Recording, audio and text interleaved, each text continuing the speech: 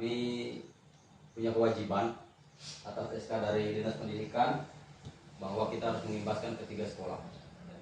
Jadi kami hari ini rencana bertiga, saya, kemudian Ibu Asneli, kemudian Ibu Andi Ekarlina, SPD. Tapi sampai jam sekian beliau belum hadir. Jadi mungkin perlu kami sampaikan keberadaan kami di sini bukanlah menjadi orang yang punya kelebihan. Ya. Kita semua sama. Apalagi kalau teman-teman saya ini yang baru selesai S1 mungkin lebih luar biasa daripada saya dengan teman-teman. Hanya kebetulan saja dalam keberadaan kurikulum Merdeka ini kami diberikan ilmu lebih dulu dari Kemendikbud, sehingga kami mungkin secara umum lebih duluan tahu.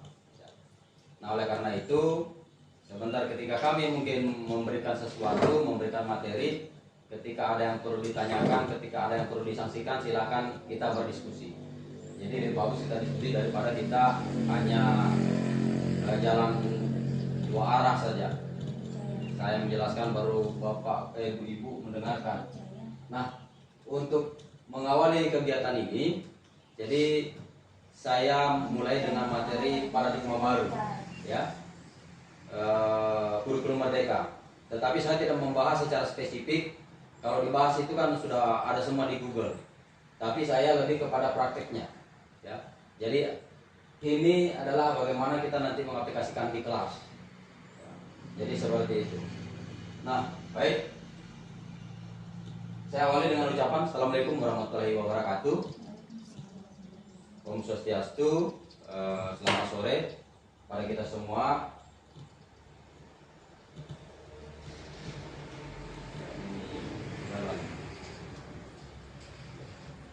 Bisa dibaca ya? Bisa. Harus begini.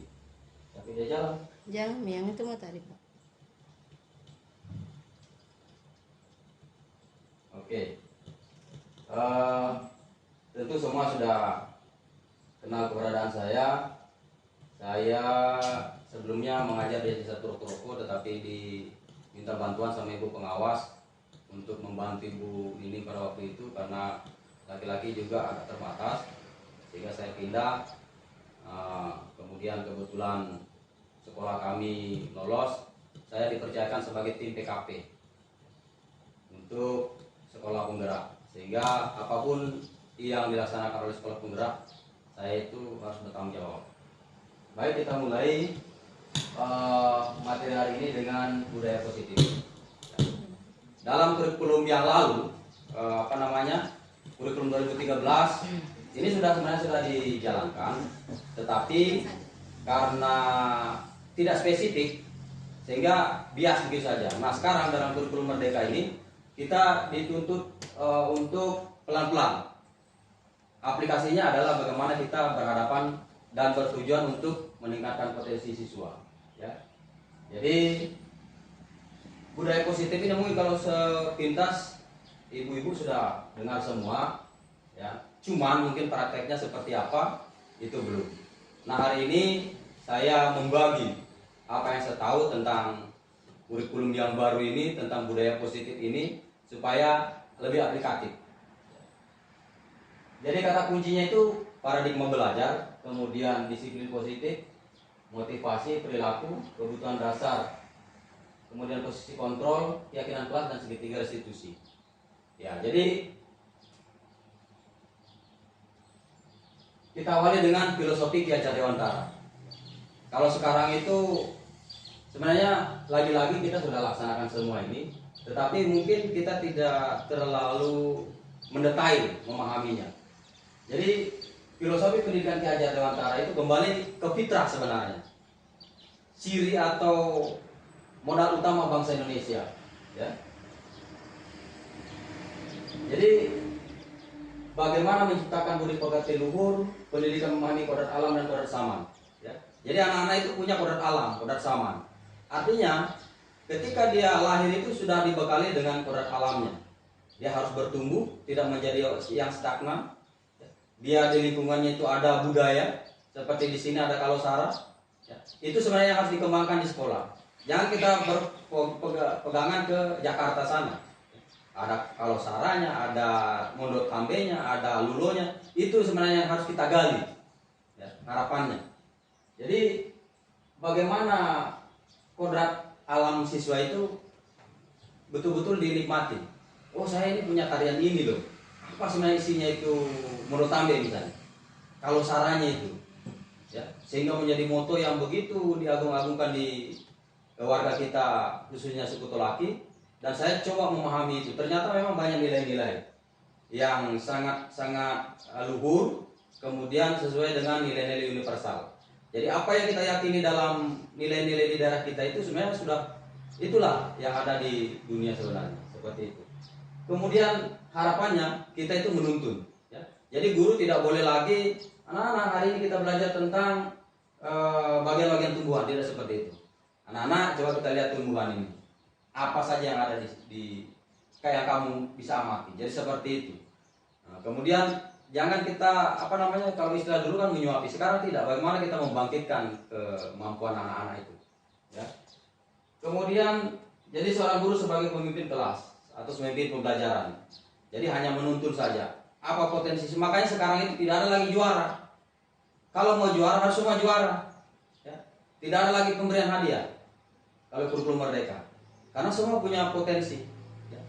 Mungkin yang satu itu pintar matematika, yang satu belum tentu, yang satu pintar IPA, tapi belum tentu di seni. Sehingga kalau mau kasih juara, kasih memang mana potensinya dia. Oh, dia juara di seni, sebut. Juara di seni adalah si A, juara di matematika adalah si B, dan seterusnya. Sehingga anak-anak itu tidak merasa, oh biar media saja, saya tidak. Jadi tidak seperti itu. Kemudian perubahan paradigma belajar dari konvensional, ya seperti yang saya sampaikan tadi.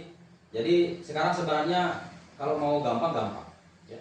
Seperti saya biasanya kalau mengajar itu kalau sudah jenuh pergi saja di halaman, mau menyanyi mau apa, yang penting konteksnya itu tidak terlalu jauh dari topik kita, ya. Belajar tentang IPA, ya kita siapkan alat seadanya. Berbicara tentang air misalnya, bawakan saja botol aqua, mangkok, kemudian gelas, ya. Kita tuangkan air itu, kenapa dia ikuti. Kalau kita tuang di gelas seperti gelas, dia kita tuang di mangkok. Nah, dengan sendirinya dia akan menemukan sendiri bagaimana sebenarnya air itu, seperti sifat-sifatnya. Kemudian ada namanya disiplin positif. Disiplin positif itu tentu kita sudah laksanakan semua. Pagi datang tidak terlambat. Kemudian Bapak Ibu guru memberikan apel, memberikan contoh bagaimana bertegur sapa. Bahkan ada mungkin teman-teman yang menunggu di depan pintu gerbang, ya. Pagi-pagi menyuruh anak-anak membersihkan, ya.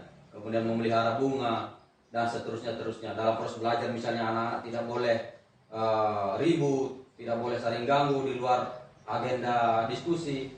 Jadi seperti itu. Semua sudah dilakukan. Cuman saja kalau saya pribadi prosesnya yang belum benar. Ketika kita menuntut anak-anak, bukan dia yang berproses, tetapi kita yang menyuruh. Barang itu sudah ada, tetapi mereka tidak turut serta, ya. Seharusnya paradigma sekarang itu anak-anak yang didorong. Bagaimana dia membuat sesuatu aturan dari dia sendiri, yang mereka sepakati sendiri sesuai dengan nilai-nilai universal, ya. Kebersihan itu betul tidak untuk semua? Oh betul, nah, sepakati, ya. Membuang sampah pada tempatnya, universal itu dimanapun itu berada. Mau di Amerika, mau di Indonesia, mau di mana, semua sepakat itu.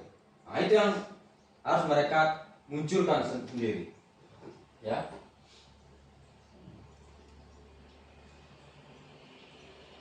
Jadi secara umum ini pengertian saya tidak terlalu banyak bahas, ya. Nanti kalau teman-teman ingin, ini hanya sepintas saja, semua bisa dicari di banyak tempat. Seperti sekarang semua punya HP, semua punya media, tinggal bagaimana teman-teman mau, ya. Harapannya SD-SD di Tirauta ini pada saatnya nanti sudah siap dengan kurikulum merdeka. Tidak ada lagi apa yang dikatakan Pak Menteri, tidak ada lagi alasan, ya, mau tidak mau. Kenapa kurikulum berubah? Sudah harusnya berubah. Kenapa? Karena zaman. Kalau kita masih seperti dulu, ya kita tidak akan maju-maju. Hanya karena kadang-kadang kita terlalu berpikir jauh, ya. Sementara ada proses, ada lingkungan kita, ada fasilitas, sumber daya manusia kita yang kita miliki sebenarnya mampu, cuma pikirannya terlalu jauh. Jadi seperti itu. Nah sekarang saya mencoba menyederhanakan persoalan ini dengan mulai dengan budaya positif. Jadi strategi penerapannya, ya, diskusikan setiap aturan dan kesepakatan yang dibuat. Ini mulai dari kelas ya. Jadi didiskusikan. Kalau kemarin kita sudah tulis memang tempel. Jadi prosesnya sekarang tidak seperti itu. Makanya sebentar kita praktek. Saya sudah siapkan sticky note. Mudah-mudahan masih bagaimana caranya mempraktekkan di kelas, walaupun secara ringkas ya, supaya ke depan anak-anak itu memang berkecimpung. Karena tujuan sekarang itu adalah anak-anak yang didorong supaya mereka paham proses itu, paham tentang dirinya. Kemudian berikan konsekuensi logis. Jadi hukuman sekarang itu ya istilahnya bukan sebenarnya hukuman. Penghargaan pun sekarang sudah tidak bagus. Ya. Kalau menghukum itu hanya memberikan efek kepada anak-anak, merendahkan karakternya anak-anak. Ya. Jadi sekarang itu yang bagus support. Maka penghargaan pun sebentar nanti kita lihat, penghargaan pun sekarang sudah tidak terlalu bagus. Ya. Tetapi ada nilai yang kita berikan. Jadi hadiah itu ada nilai, bukan hanya sekedar ini buku, ya karena kamu juara 1, tetapi apa nilainya di situ? Berpengaruh enggak kepada lingkungan teman-temannya? Kalau hanya berpengaruh sama satu orang, ya itu kurang bagus. Kemudian manfaatnya, ya bisa dibaca, membangun karakter positif, memiliki keterampilan mula waktu. Ini hanya retorika saja, tetapi kalau kita ini dilaksanakan betul-betul, mudah-mudahan. Ya. Saya juga mencoba dari rumah, dari anak saya, bagaimana membagi waktu. Selesai maghrib, tutup semua, HP, televisi, 20 menit saja. Jadi dimulai dari rumah, 20 menit saja kamu belajar. Bapak juga seperti itu. Simpan dulu HP. Habis itu silakan. Kalau bisa lebih panjang lebih bagus. Ya. Apakah dia menghafal kali-kali, membaca buku, membaca kitab suci, dan lain sebagainya. Setelah itu kita aplikasikan di kelas. Setelah itu bawa di sekolah kita. Ya. Jadi kita tidak perlu terlalu jauh. Makanya dalam penetapan visi misi itu ada proses yang harus berlangsung. Ya. Nanti kita tuju ke sana. Kemudian, ya ini kita sudah masuk ke motivasi perilaku. Nah ini yang saya katakan tadi bahwa perilaku siswa yang ingin kita munculkan ini, dia bisa berubah sifatnya itu karena 3 faktor. Yang pertama untuk menghindari ketidaknyamanan, ya. Jadi ini motivasi perilaku. Jadi untuk menghindari ketidaknyamanan atau hukuman. Yang kedua itu untuk mendapatkan imbalan. Ada saya ini harus belajar supaya dapat ini. Saya ini menyapu supaya dapat pujian dan lain sebagainya. Kemudian yang ketiga untuk menjadi orang yang mereka inginkan dan menghargai diri sendiri dengan nilai-nilai yang dipercaya. Dari 2 yang di atas itu sudah dibagi oleh para peneliti. Kita ini hanya meneruskan apa yang sudah didapat oleh para peneliti. Itu termasuk motivasi yang bersifat di luar ya. Karena lingkungan, karena guru, karena orang tua, pokoknya di luar dirinya lah. Tetapi ketika berbicara yang poin ketiga, untuk menjadi orang yang mereka inginkan, menghargai diri sendiri dengan nilai yang mereka percaya, itulah yang ingin kita timbulkan. Salam. Sini. Jadi seperti itu. Nah ini ya yang kita coba bangun di siswa kita, supaya dia sadar dengan dirinya, bukan karena kita suruh, bukan karena ada aturan yang mengekang, ya. Bukan seperti itu. Tapi semua kita dudukkan. Aturan sekolah pun nantinya seharusnya seperti itu. Kita dudukkan sama-sama. Minimal ada perwakilan orang tua yang kita ajak diskusi, sehingga ketika aturan itu kita jalankan dalam situasi yang mungkin agak ekstrim, ya, bukan guru kita yang dapat masalah, tetapi sama-sama kita sudah paham. Sekarang banyak kasus-kasus yang mendera guru karena aturan itu tidak didudukkan sama-sama, baru mencubit sudah. Apalagi sampai kasus-kasus yang berat. Nah untuk menghindari itu semuanya kita dudukkan. Kita ingin munculkan ya, menghargai diri sendiri dengan nilai-nilai yang mereka yakini. Kita yakini bahwa bersih itu berlaku untuk semua. Semua menyenanginya. Sopan santun itu senang semua. Kemudian mandiri itu senang semua. Yang seperti itu maksudnya, ya.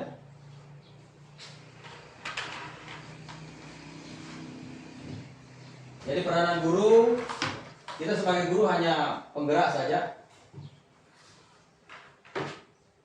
Jadi Jadi kita mendorong motivasi internal itu melalui contoh.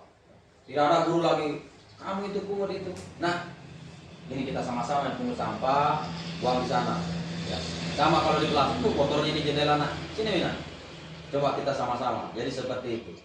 Sehingga itu akan dibawa nilai itu pulang di rumahnya. Saya sudah buktikan siswa saya berapa tahun ini. Ada 1-2 orang siswa, orang tua siswa yang mengatakan, anakku sekarang berubah. Artinya berubah positif. Yang tadinya tidak pernah dia membersihkan itu sarang laba-laba, tetapi ketika kita tuntun, dia bisa.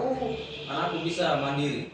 Dia turunkan sarang laba-laba. Ketika mamanya sibuk, dia cuci piring karena sudah kelas 4. Setelah hari ini kan saya mengajar kelas 4. Jadi seperti itu. Nah, motivasi inilah yang kita coba bangun.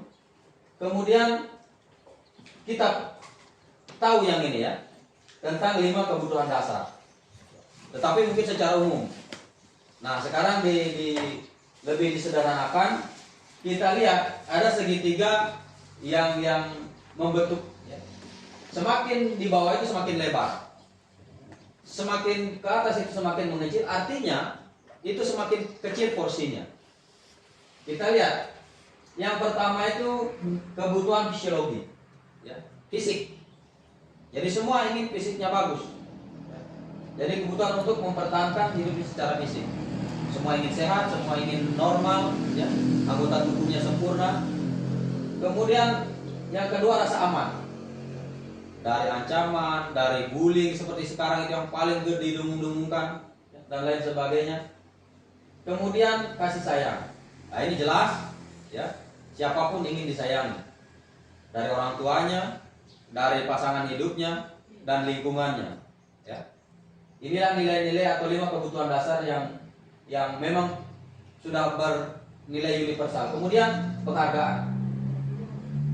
Mau tidak mau kadang-kadang kita ingin dihargai, tetapi kita tidak munculkan itu.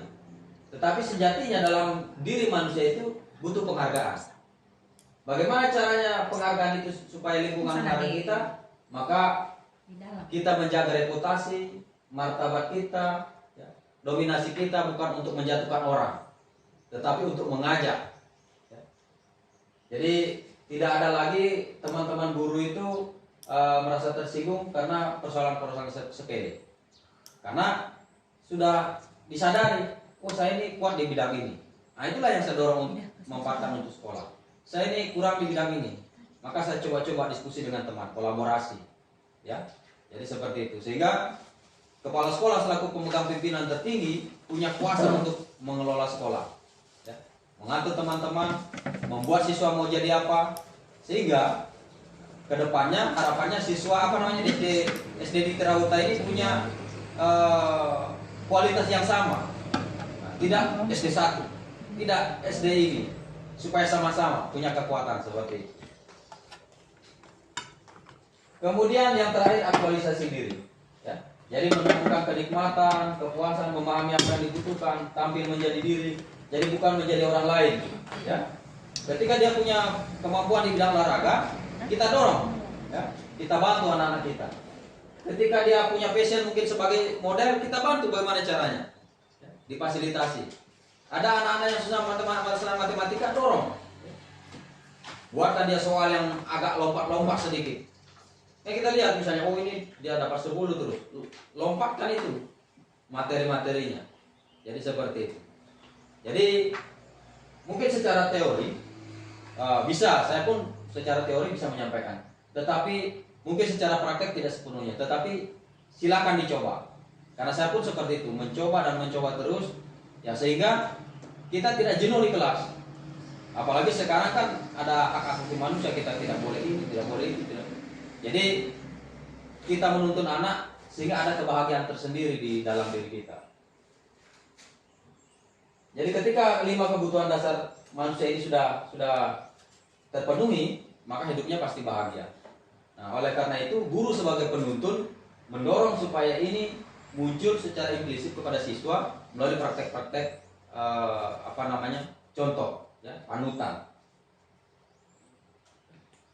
Selanjutnya, ini yang agak, saya bacakan saja kalau bisa jadi jelas. 5 posisi kontrol kita sebagai guru. Ini penting, ya. Ini yang perlu kita pahami bersama. Yang pertama itu penghukum. Yang kedua itu posisi guru sebagai pembuat merasa bersalah siswa kita. Kemudian yang ketiga sebagai teman. Kemudian yang keempat sebagai pemantau. Kemudian yang terakhir sebagai manajer.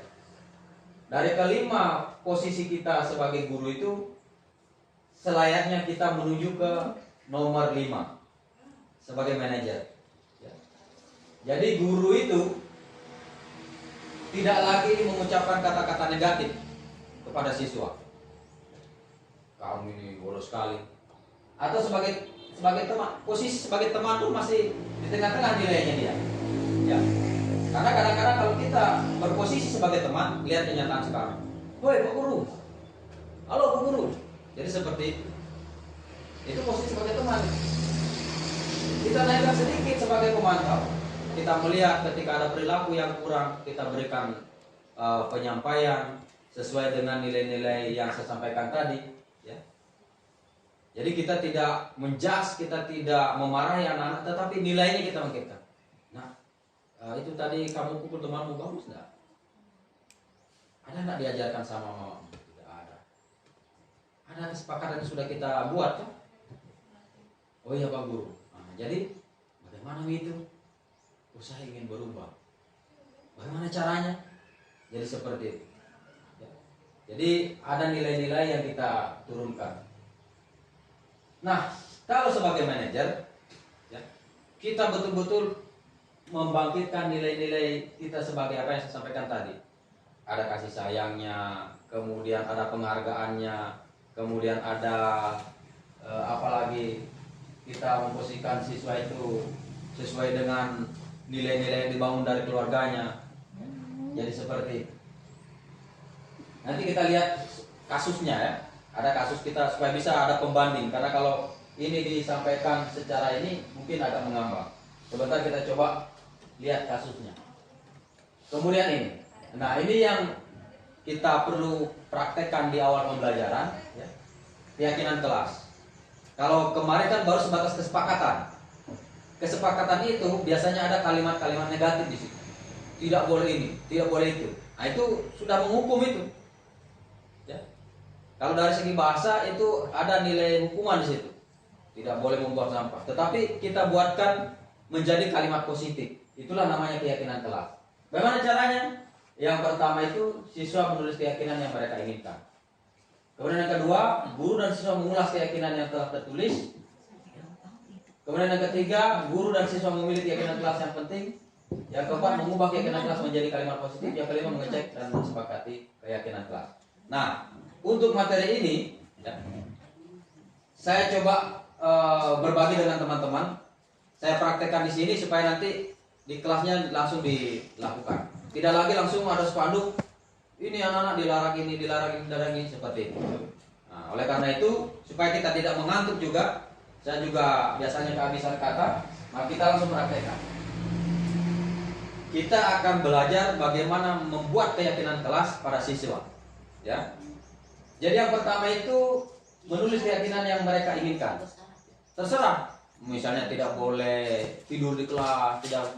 Nah, sekarang coba mohon maaf, anggaplah posisi ibu-ibu semua sekarang sebagai siswa.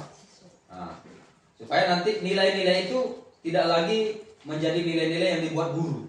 Ya.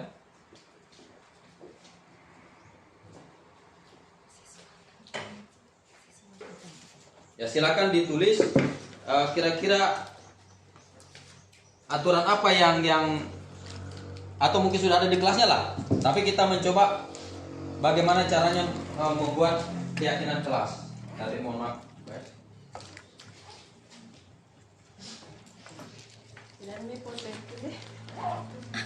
Nah, kalau sudah sebentar ditempel di sini.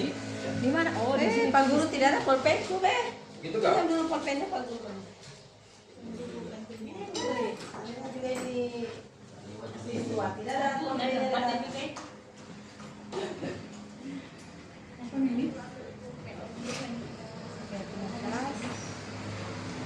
Ini mau ditulis Bu, kita begini.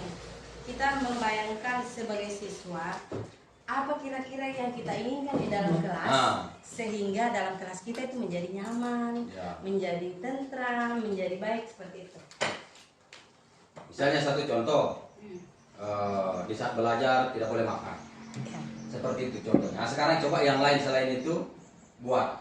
Kira-kira apa aturan di kelas itu yang harus disepakati? Tidak boleh berbicara sampai dulu menerangkan. Ya, jadi seperti itulah. Tidak boleh jalan-jalan bisa ya. Yang semua yang menimbulkan kenyamanan bisa. Tidak boleh berkata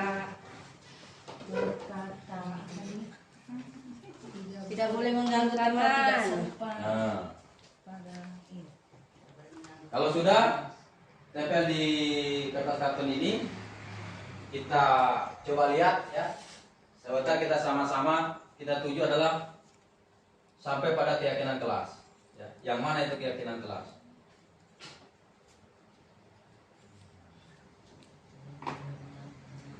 Tidak usah panjang-panjang, yang penting ya. Minta tolong langsung di tempel dari sini di kertas karton. Itu yang sudah saya. Ya. Oke. Yang lain? Ya, iya. Iya. biasanya kan dalam kelas kita Iya, memang mengajar gitu. tak usah bicara. Mimpi waktu bicara.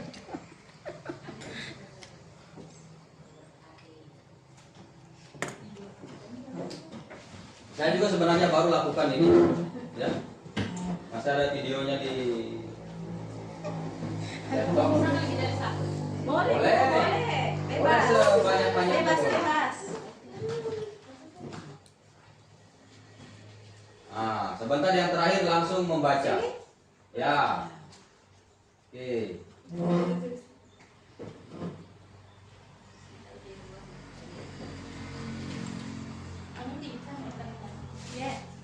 Jadi ini yang pertama ya. Jadi Ada siswa Siswa baru, siswa baru. main gak main.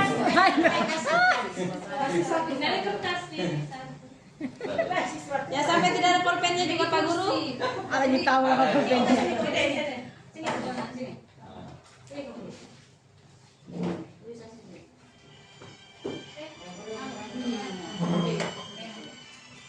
Ya, jadi mohon maaf Bu. Langsung kita tulis kira-kira apa yang kita mau dari siswa misalnya. Supaya siswa jangan ribut saat belajar kah atau apa, salah satunya saja. Supaya nyaman di kelas. Kira-kira apa itu? Misalnya tidak boleh mengganggu teman saat belajar, seperti Tidak boleh makan. tidak boleh makan di saat belajar. Isin bu minum. Isin bu ambil makanan. Biasanya kan seperti itu. Nah, ketika mereka sudah yakini, Jalan-jalan ganggu temannya.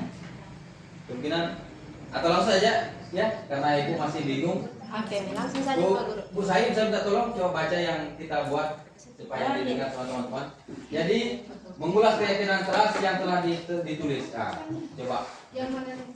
Yang di sana. Baca. Ya. Ke situ Ibu. Semuanya dibaca. Semua ini Satu saja. Yang kita buat sendiri. Punya Yang kita buat sendiri. enggak apa-apa juga baca. Oh. Boleh. Tidak boleh jalan-jalan pada saat belajar. Tidak boleh jalan-jalan saat belajar. Oke. Coba berikutnya kita bahas. Oh ya. Tidak boleh berkelahi, tidak boleh ribut, Tidak boleh membuang sampah di laci. Oke. Coba berikutnya kita ibu baca satu. Nanti saya lanjutkan. Boleh berbicara saat guru menjelaskan. Oke. Jadi sudah ada berapa ya? Sekarang saya lanjutkan. Yang ini ya. Tidak boleh tidur saat belajar dalam kelas. Sepakat? Sepakat. Tidak boleh ribut pada saat belajar di kelas. Sepakat? Sepakat. Siswa tak boleh berkata tidak sopan, berbicara dan bisik-bisik dan jalan-jalan mengganggu teman. Sepakat? Sepakat. Kemudian membuka sepatu dan topi pada saat masuk di kelas, dalam kelas. Sepakat ini? Iya. Tidak boleh berkelahi, tidak boleh terlambat masuk kelas. Sepakat? Iya. Ketika anak-anak sudah menyepakati ini, maka kita lanjutkan mengubah keyakinan kelas menjadi kalimat positif. Kalimat positif yang saya sampaikan tadi, tidak ada kata hukuman. Hilangkan itu kata tidak. Misalnya, tidak boleh jalan-jalan pada saat belajar. Kita hilangkan kata-kata tidak itu. Jadi apa kira-kira itu? Tidak boleh jalan-jalan pada saat belajar. Tertib di dalam kelas. Jadi seperti itu. Tertib di dalam kelas. Tidak ada lagi kata hukuman di situ. Karena kalau tidak boleh, berarti kalau dia melakukan berarti itu kan sudah melanggar namanya. Ada aturan di situ. Tetapi kalau kita bawa ke nilai-nilai yang universal, maka itu akan tidak hukuman, tetapi kesadaran itu harapannya bangkit dari dalam. Kemudian tidak boleh membuang sampah sembarangan. Laci buanglah sampah pada tempatnya. Very good. Kemudian tidak boleh berbicara saat guru menjelaskan. Sopan, bersikap tenang dan sopan. Jadi seperti itu.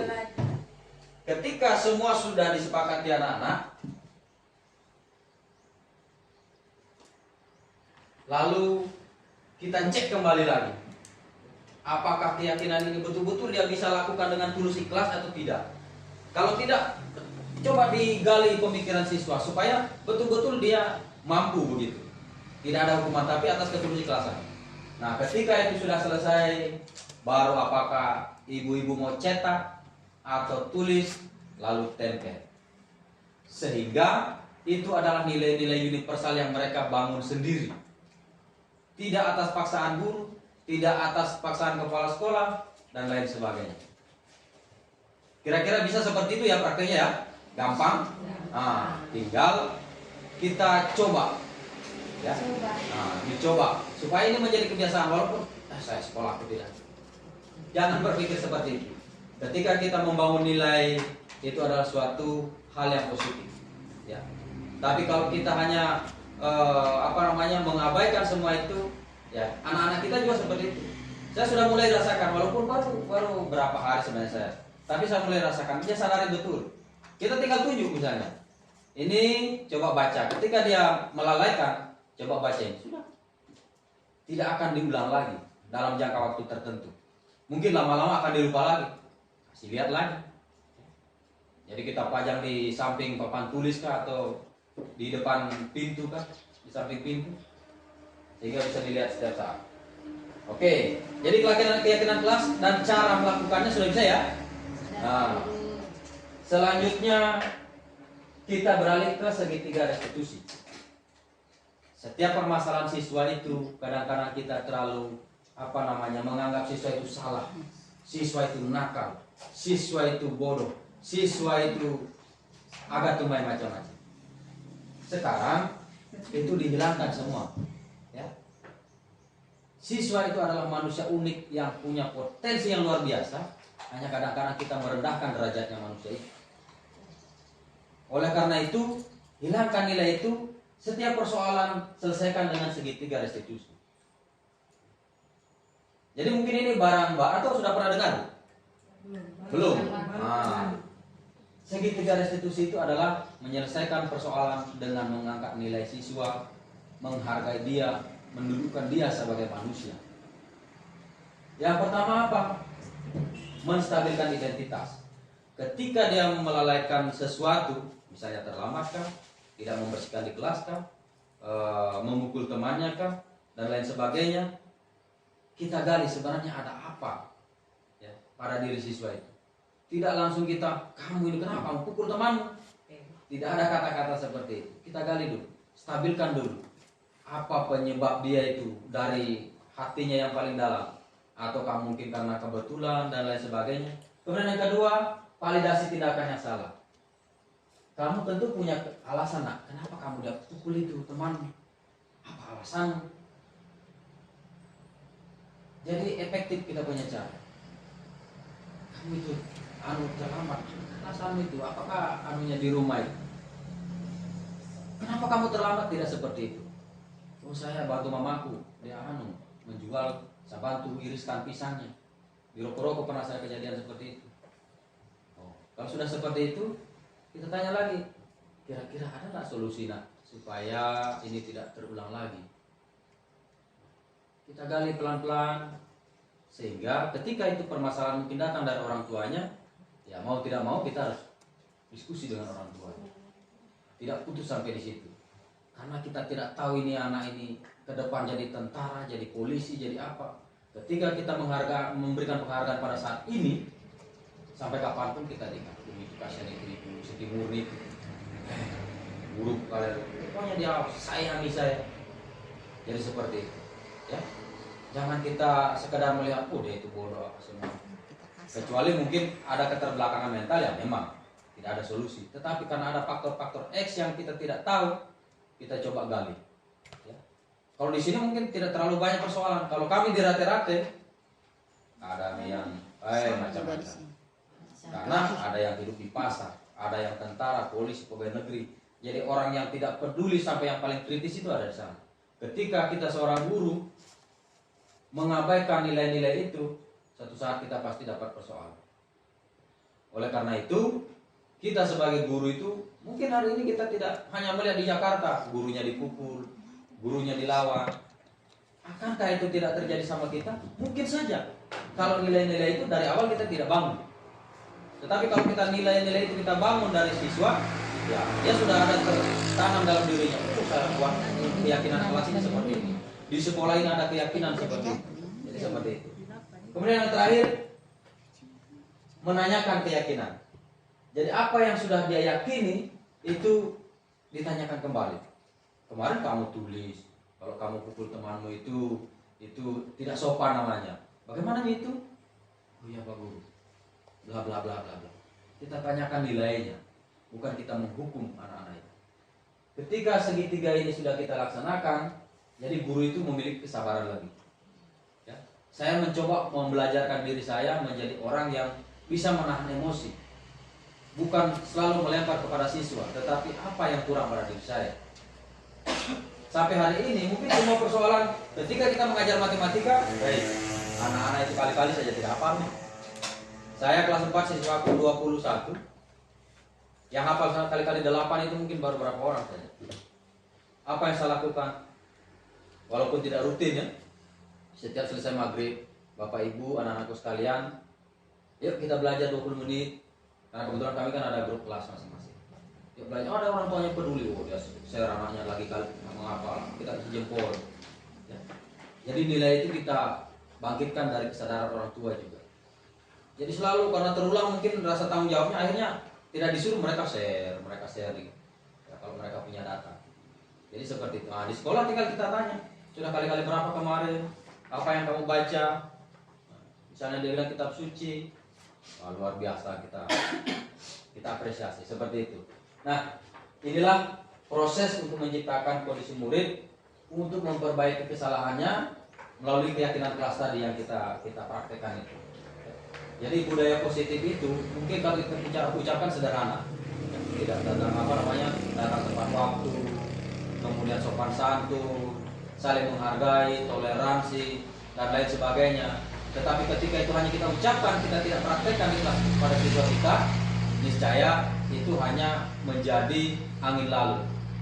Dan kita tidak bisa bertanggungjawabkan karena barangnya tidak ada. Anak-anak tidak berproses. Tapi kalau anak-anak berproses, kita tunjuk saja, dia sudah paham. Oh iya, maaf Pak. Jadi seperti itu. Nah jadi ini berapa poin-poin yang bisa langsung dipraktekkan untuk menuju kurikulum merdeka. Jadi ada tanda kutip di situ merdeka. Ya. Merdeka dalam arti apa? Merdeka guru mengajar, merdeka siswa membuatkan materi, tetapi merdeka itu ada batasannya. Tidak kita biarkan saja anak-anak. Tetapi kita menentukan misalnya topik, terserah topik yang mana yang Bapak Ibu atau Ibu mau. Misalnya matematika kan kalau tidak salah kalau kelas 4 itu ada 9 tujuan. Dari 1 CP itu ada 9 tujuan selama 1 tahun. Dari 9 itu bebas. Kalau anak sekolah kita itu baru mampu 2 saja ambil. Kalau dia baru 3 saja ambil. Jangan ke 9-9-nya. Sehingga sederhananya, oh itu bikin anak-anak tidak ada yang tidak naik kelas. Semua naik kelas karena itu. Kalau hanya satu saja. Yang penting dia paham, jadi seperti itu. Hanya mungkin sebenarnya sama seperti dulu, tetapi sekarang ada kata merdekanya itu, kita diberikan kebebasan untuk itu. Misalnya bahasa Indonesia ada 5 tujuan dari satu CP itu selama 1 tahun. Kita baru laksanakan 4, sudah. Ya. Cukup sampai di situ. Yang penting penilaian kita itu benar. Karena ada 3 jenis penilaian yang harus, apakah kita menggunakan rentang di rapor itu tuh, apakah kita menggunakan rubrik, atau kita menggunakan yang satu deskripsi. Ya, silakan. Nah, makanya sekarang kadang-kadang dipertanyakan, bolehkah anak-anak tidak naik kelas? Sebaiknya jangan. Karena itu kita menghargai nilai-nilai itu. Jadi semua punya potensi, tinggal kita mungkin punya kelemahan masing-masing. Anak-anak juga faktor lingkungan yang tidak bisa kita jangkau, sehingga dia baru paham satu tujuan dari CP itu. Ya, ikuti saja. Nanti dilanjutkan. Yang penting kemampuan dasar itu bisa tercapai. Baca, tulis itu. Harapannya seperti itu. Kemudian ini studi kasus. Kita lihat dari kasus ini guru itu atau pertama tokohnya, siapa-siapa tokohnya. Kemudian langkah-langkah restitusinya.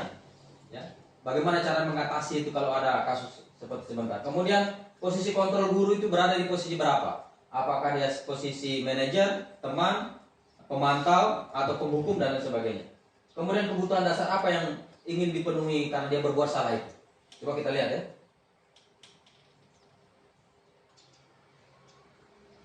Wah, tidak nyambung. Tidak connect.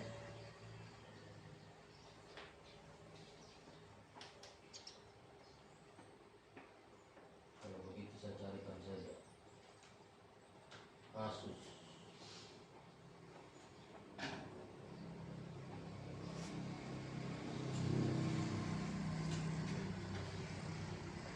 Ambil kasus di sini.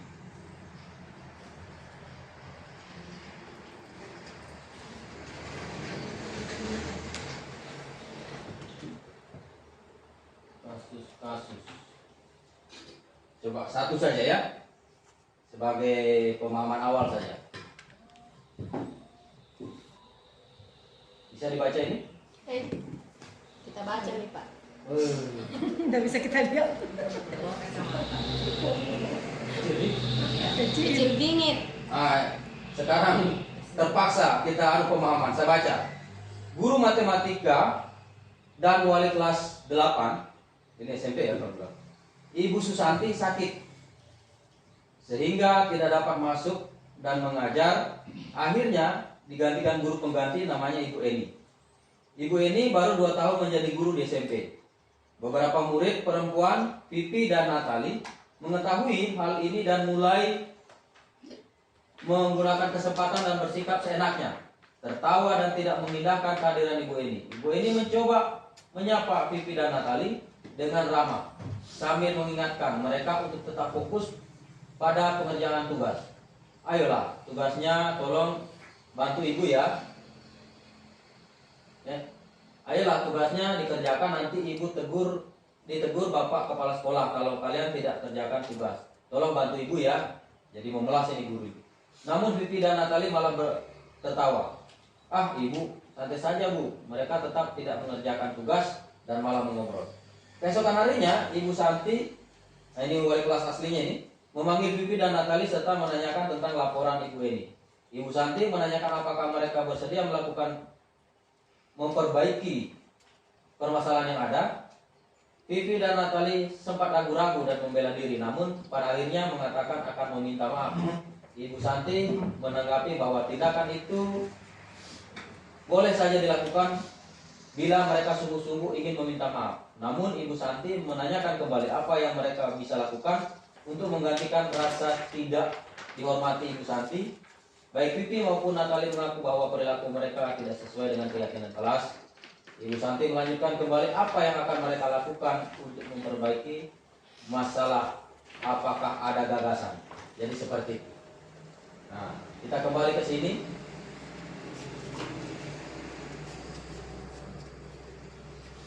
Yang pertama tokohnya ada berapa? 2. Pipi, Santi, Natali, Bu Ibu Santi, Ibu Nah, Eni. ada 4 ya. Iya. Kemudian langkah-langkah restitusi. Apa yang dilakukan tadi Ibu siapa oleh kelasnya Ibu Santi? Bu Santi. Menanyakan. Menanyakan apa salahnya kan? Menanyakan. Nah, kemudian apa penyebabnya Iya. dia melakukan, Mereka berbuat. ya. Lalu meminta tanggung jawab bagaimana, mau nggak berubah. Jadi seperti itu. Kemudian posisi kontrol. Posisi kontrol guru itu dari kelima posisi kontrol tadi. Ini sebagai penghukum, pembuat rasa bersalah, teman, pemantau, atau manajer. Kira-kira di posisi mana dia itu Ibu Santi? Manajer. Manajer ya? Iya. Ya, jadi seperti itu. Jadi dia berusaha menganggap persoalan itulah kodrat manusia. Semua bisa salah. Mungkin karena tidak disengaja, sehingga kita menyederhanakan persoalan anak-anak itu tidak menghukum. Jadi sederhananya, karena ini terlalu kecil ya, ada banyak kasus, nantilah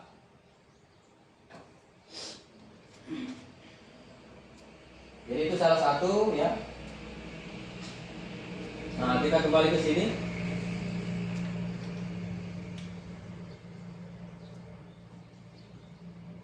Sekarang pertanyaannya, apakah di sekolah sudah melaksanakan budaya positif? Ibu-ibu, secara umum pasti sudah ya. Pagi-pagi ini sekolah bersih, lantainya bersih, sudah. Apakah budaya positif yang dibangun sudah sesuai? Maksudnya langkah-langkah tadi? Sudah ya? Nah, meragukan. Ya, sudah meragukan. Kalau dia berarti itu 2. Dia jadi seperti laksanakan, itu. dia tapi tidak sesuai atau betul-betul dia belum melaksanakan. Jadi itu. Oleh karena itu, materi hari ini yang sangat sederhana yang sudah membuang waktu ibu-ibu semua, kita coba untuk menuju bahwa kurikulum hari ini itu baik. Tidak ada lagi begitu susah semua. Pertama saya begitu, mau dulu ajar itu pusing sakit kepala. Tapi ketika sering-sering mendengarkan, oh begitu Ji, boleh.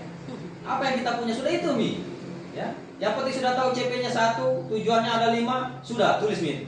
Jadi saya sekarang menyederhanakan tugas-tugas saya buat di Excel ya. Mudah-mudahan teman-teman semua bisa Excel. 1 CP berapa tujuan? Tulis Mi di bawahnya tujuan. Ini yang akan kita buatkan rubrik. Nggak usah Mi dulu, itu bisa selesaikan dulu. Misalnya 5 tujuan, bikinkan Mi rubriknya. Rubrik apa namanya? Jenis penilaian akan kita gunakan di penghujung, misalnya rapor. Apakah rubrik, apakah rentang? 5 tujuan itu saja. Yang lainnya itu bunga-bunganya, materinya kita yang cari. Jadi tidak ada buku, tidak ada yang kita yang cari. Sesederhana apapun, misalnya matematika yang pertama mengenal bilangan. Ya, itu tujuan pertamanya. Dari itu berapa kali kita kira-kira pertemuannya ini sebelum masuk nanti P5 ya. Nanti kalau sudah efektif P5-nya kurangi waktu P5 pagi itu tujuannya itu. Jadi seperti itu. Ya. Kalau sudah didapat itu, nah sekarang kita awali dulu kebutuhan kita terhadap nilai-nilai yang anak-anak pegang dalam dirinya supaya itu diyakini betul-betul. Jadi mungkin itu ya sekelumit kisah tentang kurikulum yang menyenangkan ini. Mungkin sebagian juga meribetkan saya. Kadang-kadang kalau dikasih materi sama yang hebat-hebat, kadang-kadang curhat juga. Mana nih katanya gampangnya itu materi kurikulum merdeka. Katanya saya merdeka. Ternyata saya semakin mengikuti, semakin paham. Jadi kalau teman-teman nanti butuh informasi ya untuk berbagi, kami siap dari SD 1 Rate-Rate. Kalau saya pribadi tidak perlu ada air, tidak perlu ada apa, yang penting kita tidak takut dengan kurikulum itu. Itu saja. Daripada kasihan teman-teman takut. Ya, apalagi kalau yang sudah paham Excel, tinggal tutup mata nih. Ya. Tidak usah pusingkan modulnya itu. Modulnya itu hanya 4 poin itu. Ya, 4 poin yang wajib. Yang lain itu hanya bunga-bunganya saja. Yang pertama tujuan, yang kedua kegiatan pembelajaran, yang ketiga asesmennya, kemudian yang keempat apa lagi? Saya lupa. Nah, jadi itu, hanya itu. Yang lain itu bunga-bunga saja. Ya. Apalagi kemarin banyak, woi dipaksa sama kepala dinas harus bikin ini bikin itu. Nah sekarang kita mudahkan itu. Nah mungkin itu ibu-ibu semua, saya sekali lagi dengan segala keterbatasan membuka apa yang sudah saya dapatkan untuk kita bagi. Mudah-mudahan kita laksanakan. Harapannya anak-anak kita semua itu punya nilai-nilai yang sudah mereka miliki untuk bisa mereka pahami sesungguhnya. Ya. Jadi kita tidak perlu lagi memaksa, kita tidak perlu lagi menghukum, kita tidak perlu lagi berpikir negatif, ya. Supaya kita jadi guru nyaman, aman, tentram. Dinamika yang ada di kelas itu itulah siswa. Ada anaknya petani, ada anaknya pegawai, ada anaknya pedagang, ada agak tumai. Ya kita wadahi semua itu, sehingga semua menjadi juara. Anaknya pedagang juara dia sebagai pedagang, anaknya tentara juara dia dengan keberaniannya di bidang olahraga mungkin, anaknya si atletis dia bisa menjadi atlet yang bisa membanggakan dan lain sebagainya. Ya, itu pun ada kemarin itu saya masih berpikir bagaimana ini anak-anak ini kalau misalnya sama sekali, ada kata sama sekali, tapi pasti ada namanya manusia, pasti ada yang bagusnya, tidak semua jelek, pasti ada bagusnya. Sedangkan orang punya kekurangan inklusi, ya, inklusi itu ada. Nah oleh karena itu sekali lagi dengan keterbatasan saya mohon maaf, terima kasih atas perhatiannya. Saya akhiri materi ini. Ketika ada yang mau ditanyakan silakan, kalau tidak untuk sementara saya tutup dulu ini, kita diskusi sebelum saya serahkan ke teman saya, ya. Jadi untuk materi hari ini mohon maaf UKS teman-teman, mungkin waktunya terganggu, tapi kita semua punya kewajiban, ya. Jadi seperti itu. Saya akhiri, wassalamualaikum warahmatullahi wabarakatuh. Om Santi Om. Saya kira Pak Guru artinya ceritanya 2 kali kita ganti pakaian ala-ala 2 kali dokumentasinya. Pas sebentar ini lagi. Oh iya. Sudah. Nanti buat